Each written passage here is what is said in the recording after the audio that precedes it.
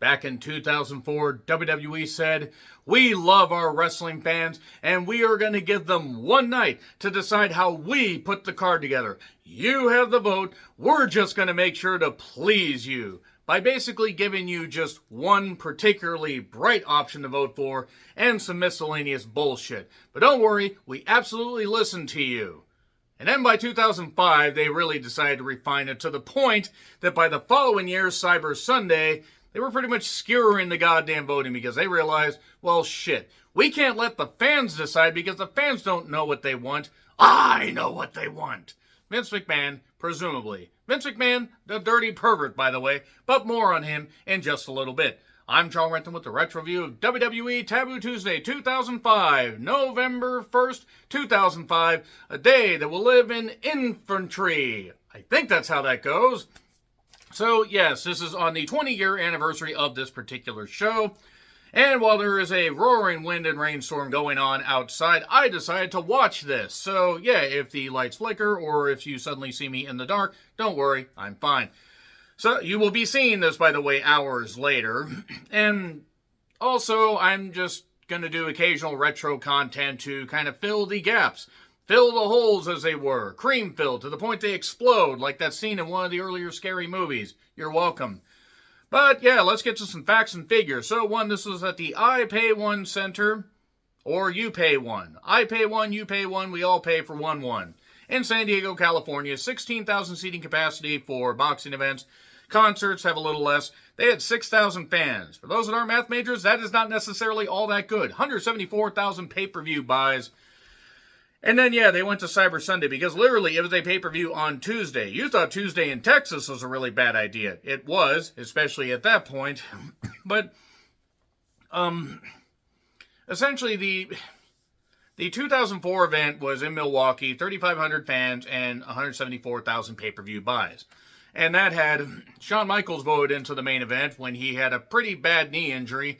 This also led to Edge taking him out, and then the Edge-Shawn Michaels feud going on for a little bit. That actually was a pretty good feud. In fact, to be perfectly honest, this is a weird time capsule event. 2005 in general is kind of a fever dream for WWE because the wrestling landscape was changing.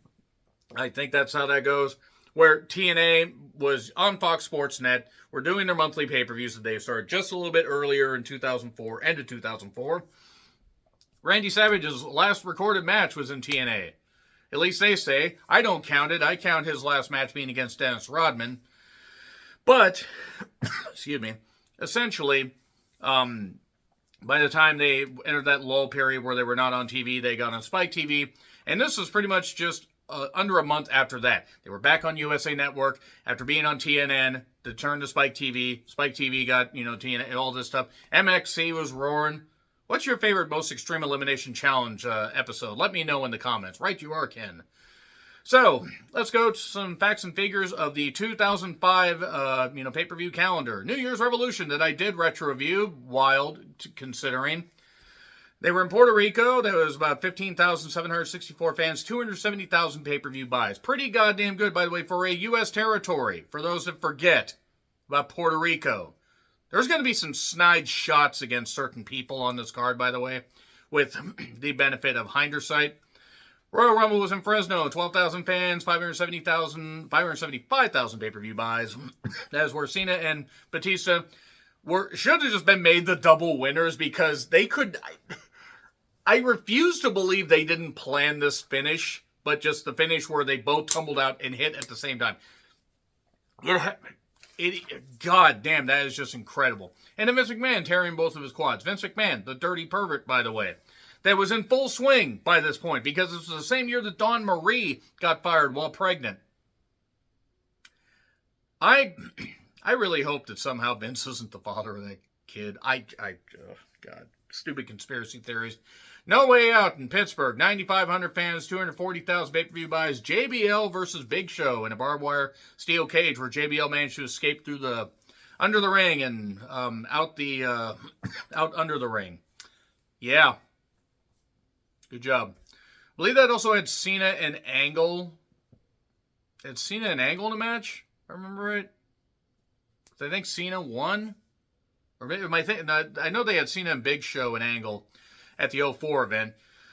But nevertheless, not all that bad for a SmackDown pay-per-view that was pretty B-level at this point, because even though there was emphasis on SmackDown in the beginning of the brand split to establish brand white supremacy, I think that's how that phrase went, especially with Heyman involved, more on him, at some point. They were basically starting to de-emphasize SmackDown exclusive main events and SmackDown exclusive pay-per-views. Then we go to Mania 21. That was where Batista was in the main event and got crowned, and Cena got crowned. Now, I understand at the time why they actually did Batista versus Triple H in the main event, because it really did work out quite well. It was a better built story. Cena and JBL was not a bad story by any stretch of the imagination. But again, the emphasis of SmackDown, and also the fact that they've really built... That Batista Triple H build may have been one of the most perfect things that they did in Triple H's Reign of Terror. Actually, it's the most perfect thing they did in Triple H's Reign of Terror. But Mania 21... Staples Center, just over 20,000 fans, 1.09 million pay-per-view buys. Good. They did good there. Backlash, they were in Manchester, New Hampshire. They had 14,000 fans, 320,000 pay-per-view buys. That was Batista and Triple H in the rematch, and various other, assorted matches. I believe, if I'm right, Shelton Benjamin. Was Shelton Benjamin the IC champion here? I think he won. I think he won the IC title here. But then he'd lose it, and Carlito would have it, and then Carlito would lose it to Ric Flair. More on that later. Judgment Day. That was where Cena bled massive buckets, and they were trying to push his rap album. To be fair, Cena actually isn't a bad rapper. It's just WWE didn't know how to market things particularly well. Minneapolis, I believe the Target Center. I want to say that's the former St. Paul Civic Center. I want to say that. I don't know. I don't know if the St. Paul Civic Center was still standing at this point. But they were, again, in Minneapolis, 12,000 fans, 220,000 pay-per-view buys. Oh, Cena's not a draw. Nobody was drawing for SmackDown at that point. And I'm not even the biggest Cena defender. Then they go to One Night Stand at the Hammerstein Ballroom. The busted Hammerstein. That's Hymenstein. Anyway, 2,500 fans and 325,000 pay-per-view buys. That's right, this beat all but the Rumble and Mania. This just eclipsed what Backlash did by 5,000 pay-per-view buys. Triple H couldn't have been happy about that, but he didn't want to work Tuesdays. That's why JBL was champion. There's a nice little, shot at Heyman, who just loves to relive the ECW glory days, despite the fact he was a big reason why ECW went tits up. So, anyway, Vengeance in Vegas. Almost 10,000 fans, 420,000 pay-per-view buys. I do recall that was Triple H and Batista in the Hell in a Cell match, the cap-off, and that was actually pretty much where the Reign of Terror officially ended, even though Batista was a champion at Mania 21. And then we go to the Great American Bash. That was where Tori was in the Stars and Stripes and everything on the poster. They were in Buffalo, 8,000 fans, great wrestling territory, didn't really draw well. I mean, did a little bit better than Judgment Day, 233,000 pay-per-view buys. And I don't remember much about that event. I remember the 06 one had the Concrete Crypt match. Was that it? No, that was 04. Good Lord. It was 04. Poor Paul Bearer. Bless Paul Bearer. SummerSlam. Hogan and Shawn in the main event. Yeah. I almost wanted to retro-review that. I wanted to almost talk about, the best and worst of 2005, but that would require a lot of rewatching and research, more than I want to do, but it would be a nice reflection video. Anyway, MCI Center, the home of Starrcade from, I believe, 97 onward. I think 96 was the Nashville Municipal Auditorium. But 97, of course, was where Sting clearly beat Hogan, and they didn't fuck it up at all, except they did. 98 is where Goldberg's streak ended. 99 is where the crowd really started to drop. In 2000, you barely could see the goddamn crowd because they didn't like them at all. But 18,000 fans in the MCI Center and 650,000 pay-per-view buys. And then Hogan said, fuck you, Shawn, I'm going to beat you. And that's it. Unforgiven 2005. It was a retro review I did just a couple months ago. God, we're already in the early part of November 2025. Hard to believe. Oklahoma, 8,000 fans, and when the winds come sweeping down the plain, and away we go to 243,000 pay-per-view buys. Not a bad event in retrospect. There were some issues, but that was actually a pretty good B-level show. Unforgiven actually is one of the better B-level pay-per-views, at least until we got to about 2009. 2009 was Breaking Point. That was Breaking Point, right? Nevertheless, No Mercy, Houston, 7,000 fans. Sorry. Paul Bosch would have been screaming backstage, and everybody would have said, Paul, what are you doing here? You died in 1989. 219,000 pay-per-view buys for Eddie Guerrero's last pay-per-view match. And this was just a few days before Eddie would pass away. It was 12 days? I think he died on the 13th. That period is etched in my memory, but some dates do vanish. But man, still wish Eddie was here. I don't know. Eddie may have had to have retired before WrestleMania 25 because of how hurt he was. But if he had been able to get off the juice, because he was on the juice, if he had been able to lean his body out and take some time off, he would have been okay. At least I hope so. But bless Eddie. Survivor Series, Joe Louis Arena. Nobody falling off of the roof of the Kobo, by the way. I think the Kobo was leveled by this point. 15,000 fans, 400,000 pay-per-view buys, where Undertaker returned, chokeslam everybody except Matt Hardy, where he said, I'm going to be over here. And then they said, fuck you, you're going to get buried by JBL at Armageddon in Providence. 8,000 fans, 320,000 pay-per-view buys. That's where Ray and Batista were teaming up. And they were trying to basically buddy up this whole thing because Eddie had passed. Batista and Ray were doing this in the name of Eddie. In the name of love. Sorry. Cyber Sunday was in Cincy. That was Cyber Sunday 06 at the following event. By the way, following year's event. Cincy, 7,000 fans, 278,000 pay-per-view buys. I think the 08 one got down below like 200,000 pay-per-view buys again. They decided to scrap the whole goddamn concept.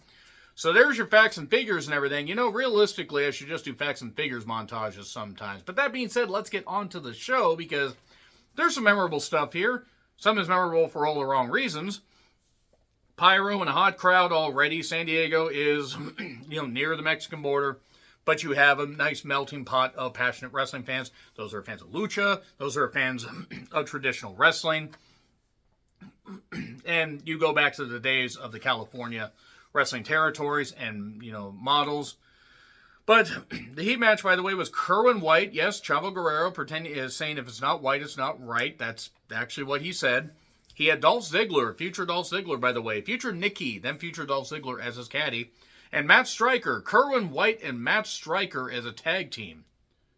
Dear God.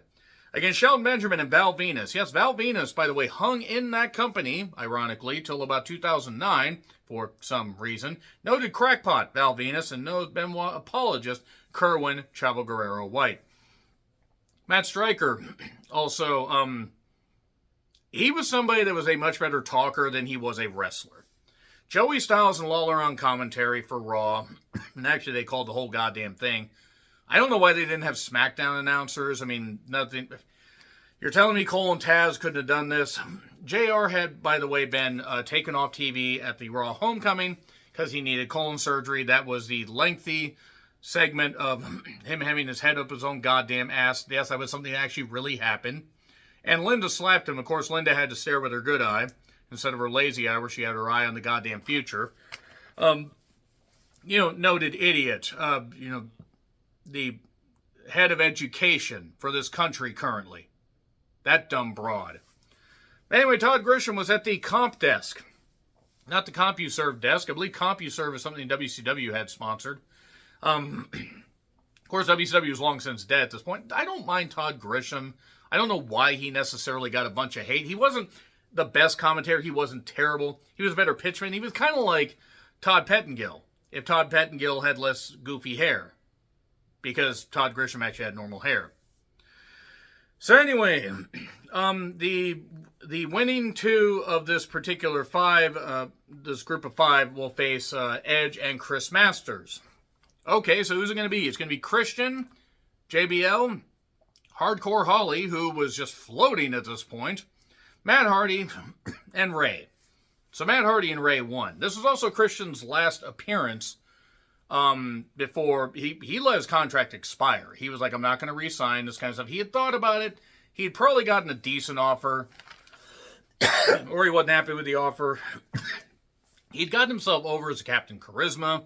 the Captain Charisma moniker and all that out of WrestleMania 21, teaming with Tomko. Even had a main event program at Vengeance 2005 just a few months before. And after that, he felt like he was basically done. So he was like, you know what? I'm going to go to TNA. And he was one of the big beneficiaries, or somebody that benefited greatly from going to TNA. And TNA benefited from having him, because he put on some really good matches. Until we got to about 2008, and then it got like a little messy, but that's down to Dixie basically being an idiot running a company. So, Edge comes out. So we have Masters there. Or we have Masters that's ready to jump in, the Masters that's over there. Matt and Ray are in the ring. Edge has competed against Ray, and actually in some pretty good matches. Had that great feud with Matt Hardy where they somehow were able to put aside their differences or quell them down to beat each other up safely. And Edge says, I'm out of this match because what do I have to prove beating you guys again? So, who's it going to be? What main event talent is going to replace Edge in this, opening match of a goddamn pay-per-view? Snitsky. Okay, so main event might have been a little bit much. I was actually there for Snitsky's debut, and we chanted Baby Killer at him.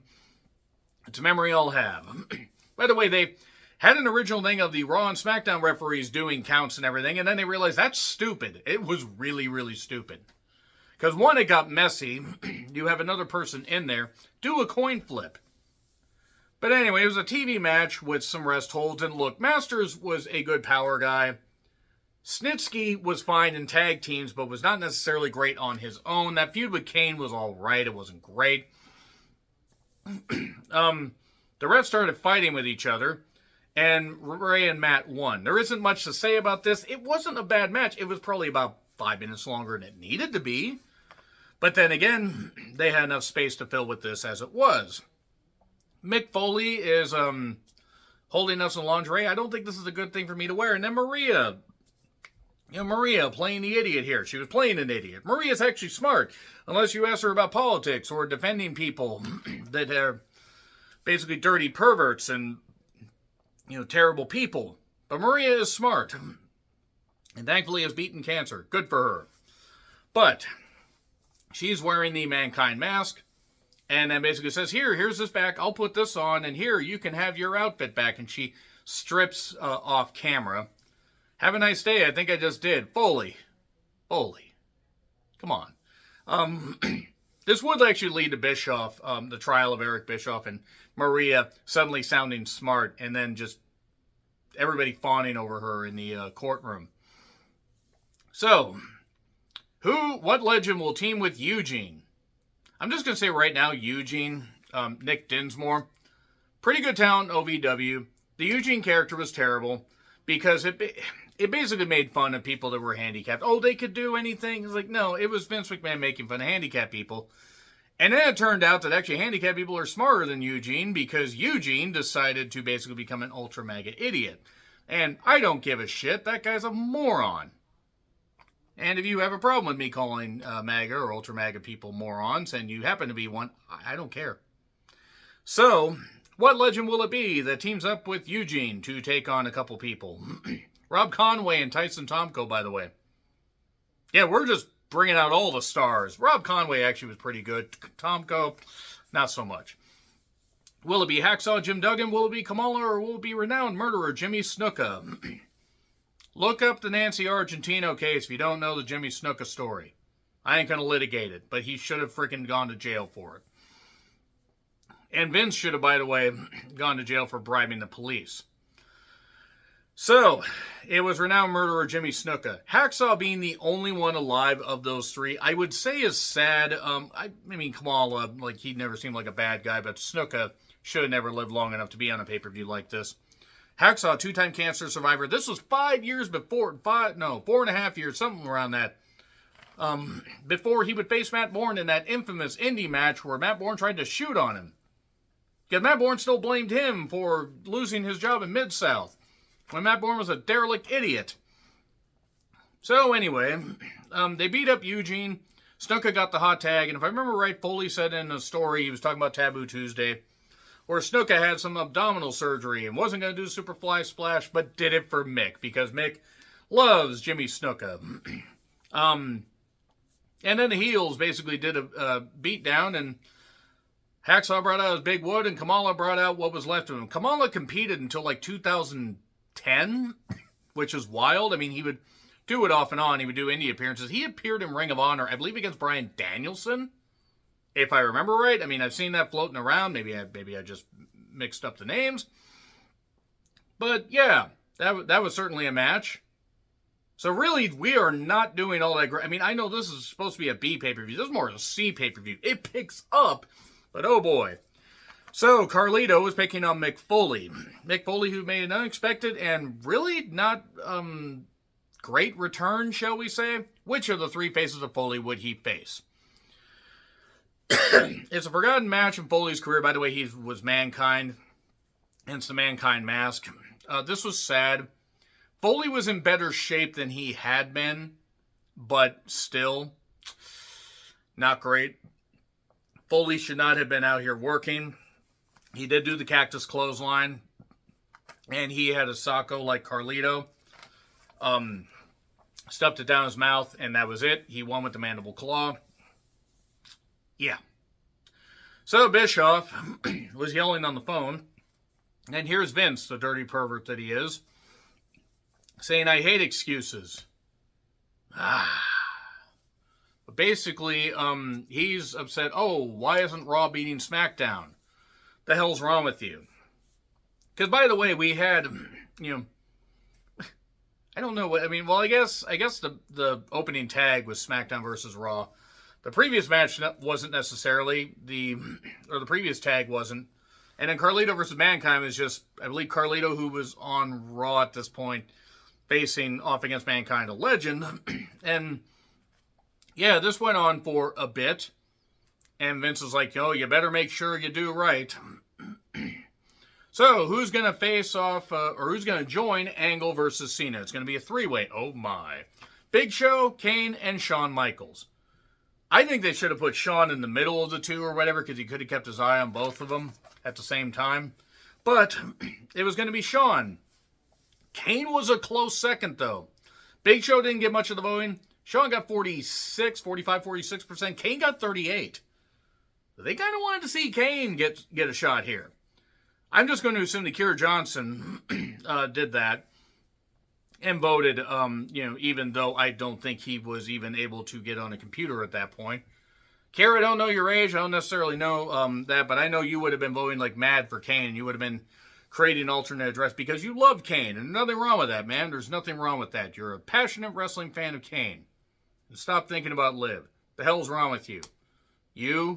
You're going to go nuts when she shows up at the Rumble. I haven't shouted out Keira in a while, and man, he is going to be confused by this. But anyway, Big Show and Kane were the two left out, so they faced Cade and Murdoch, who just won the tag titles, I believe, at Unforgiven, and got beat pretty convincingly. Cade got pinned with a double choke slam, and then Murdoch got beat up afterwards. So yeah, we are not necessarily doing great on this pay-per-view so far. And now we get to one of the worst things that WWE could have possibly pulled off. It was Jonathan Coachman, the idiot. I mean, the fucking idiot. I mean, just listening to him, he thinks that he was in wrestling for a while. He was in WWE for a while. I'm sorry, the man has not been there since 2009, 2010, something like that. Was at ESPN and just does all this bullshit, and he gives Jonathan's a bad name. I just want to say that. Also, he's not with ESPN anymore, probably because of reasons. I wonder what those reasons are. Google them, kids. Vader was there. They brought Vader back for this after he was forced to call himself a fat piece of shit on a goddamn wrestling program in '98.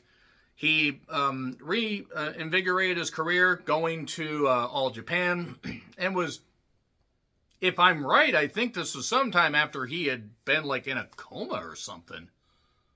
And they brought him back for a Legends appearance here, along with Goldust. And it's really good that Dustin got off the goddamn drugs and booze and stuff like that and got clean. Just his brain is full of CTE rot because he voted for the idiot. And now let's see how his trans child feels. He's lucky that he found a money mark to replace his, basically help him with double knee replacement and everything and pay him while his school goes on. Because he ain't going to be cheered when he comes back. And double knee replacement, he's out at least 18 months and he's about to turn to fucking powder. So, nevertheless, Stone Cold was going to face Coach and lose. They wanted to bring Stone Cold out of retirement a couple of years after WrestleMania 19 and lose to Coach. I'm sorry, but that would have been stupid. It would have been stupid even if Austin won. This is how you're going to bring back pretty much the man that helped save the company, because he did. Even his neck injury wasn't going to stop him. Now, yes, once Rock and Taker and Foley and other, they were right there too. Rock especially was a little bit behind Austin, but Austin was the man basically. T-shirt sales, live event ticket sales, merchandise. He helped boost the goddamn company. Yes, it was Vince learning to market him and stuff like that, but still. But before that, we get all the divas in robes. All the divas competing in the Fulfill Your Fantasy Battle Royal. Gee, God, this stuff doesn't age well. They'll all be wearing lingerie because it's degrading. Look, I'm not saying that all these women weren't attractive. And gentlemen prefer blondes, others prefer brunettes. I prefer them both together.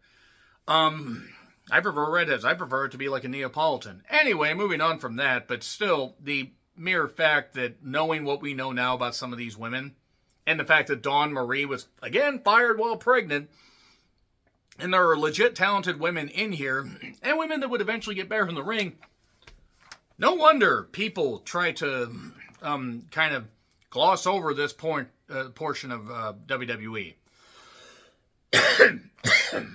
Excuse me. I apologize, by the way. The weather changes kind of fucked me up. So, they wrote Austin off on TV that he was in an accident. Maybe he's scared of Coach, but they showed in the video package a Coach was going to face Funaki, SmackDown's #1 announcer, so he beat him up along with Vader and Goldust. And I want bigger competition, so here's Batista. So it was either going to be an arm wrestling contest, a verbal debate, or a street fight. Gee, I wonder which one won. Clearly the verbal debate, because everybody wanted to hear Batista talk with his fists. That's why it was a street fight. Vader and Goldust kept attacking because it was a street fight. And it's weird that Dustin had just come off of a TNA run. He was there in like late 04. He was there in late 04. And he was there through at least the summer of 05. And then was contacted by WWE and came back as Goldust. And it was just supposed to be for a one-off, but he actually did show back up at the 06 Rumble, and I believe had a little bit of a resurgence for a bit, not long. Because then he was back in TNA, late 06, early 07. I think it was early 07 now that I think about it. And he was Black Rain, and he had Misty the Rat in a cage, and the theme actually was kind of okay. But even he admits that was a really dark time in his life. And look, I'm sure it was, because he didn't look healthy, he couldn't really move. And I'm not knocking him. He couldn't. This is plain as the nose on our faces. He couldn't move.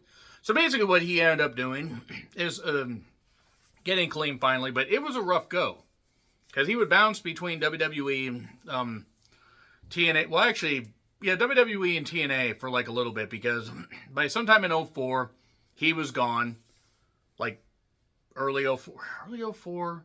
Late 03, early 04. I'm trying to remember. I think it might have been right after Mania 20. Some of those things get a little mixed up. So, this was shit. Because, Vader could barely move. Vader could not control his weight at this point. It was very uncomfortable to watch. Goldust was shot.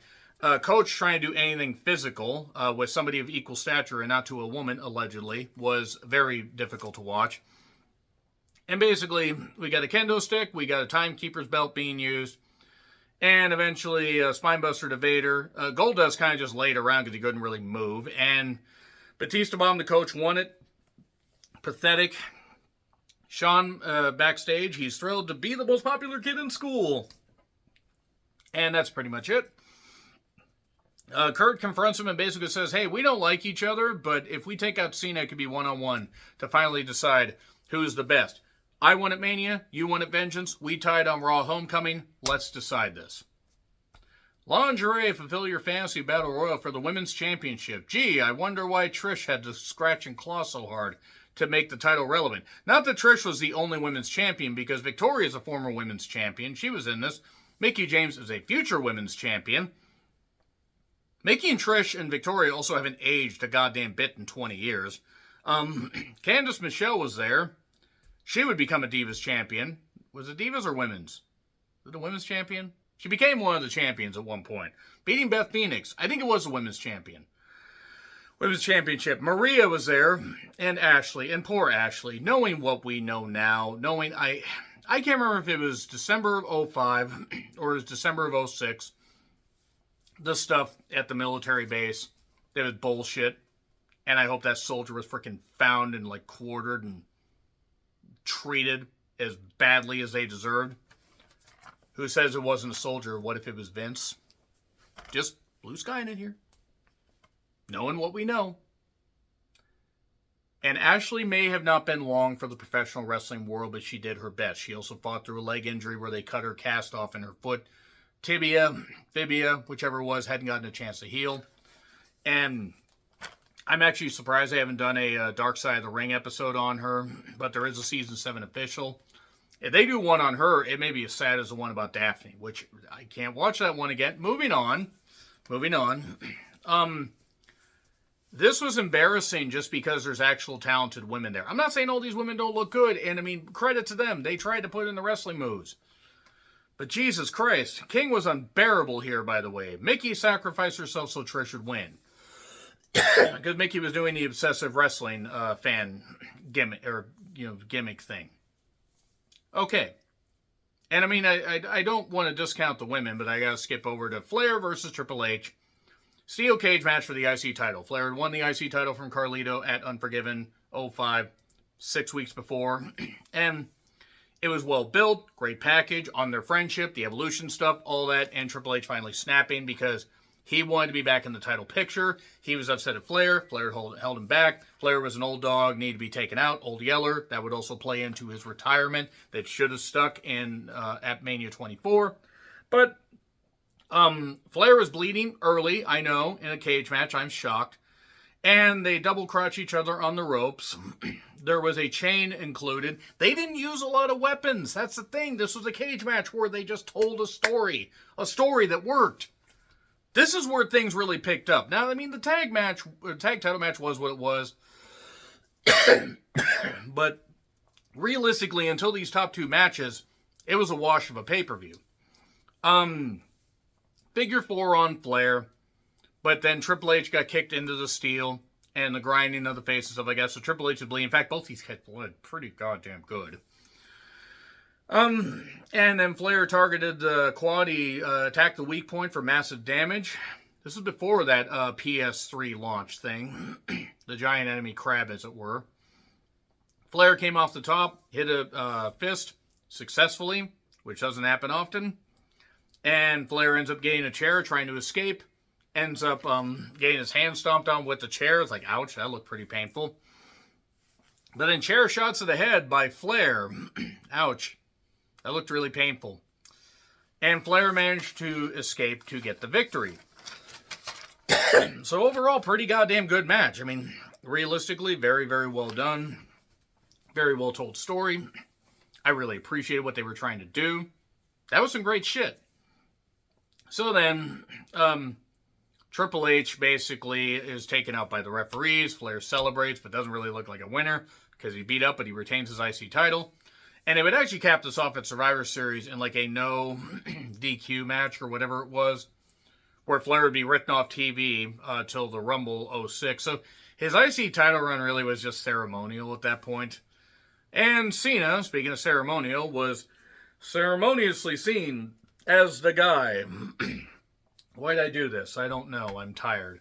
Cena took on Shawn and Angle in a WWE title 3-way. Cena chancing women and kids. Kurt really was hurting here, but you wouldn't know it by just seeing how he was snapping off those German suplexes. The interactions he had with Shawn. Shawn also was able to basically outsmart both of them by keeping his eye on both opponents at the same time. Yeah, I used that joke before, don't care. There was a nice toss off the top, and then there was a great finish with an elbow while Kurt had the ankle lock viced on Cena. Shawn hit the elbow, looked like Cena was going to get knocked out, but AA or FU, 1, 2, 3, Cena won, and there we are with that. Yeah, I kind of glossed over quite a bit of the higher spots, but this really was a 2-match card, steel cage, 3-way, but pretty goddamn good. In fact, I really fucking enjoyed it. So, there you are. That is it for Taboo Tuesday 2005. Occasional other retro reviews will be popping up for WWE and possibly WCW. I plan to do the Crockett Cups at some point, because I did the 86 one. It was 5 years ago. I might rewatch it with some more, biting snark and whatever. And there's the 87 one, the 88 one. I'm just glad they're uploading that stuff to YouTube before WWE inevitably takes their library to YouTube for a shit pot full of money. So yeah, there you go. What are your thoughts on Taboo Tuesday 05? Let me know in the comments. Like, share, subscribe, Twitter, Letterboxd, Blue Sky handles in the description. I'm John Rittland. Until we vote somebody off the island again, happy trails to you.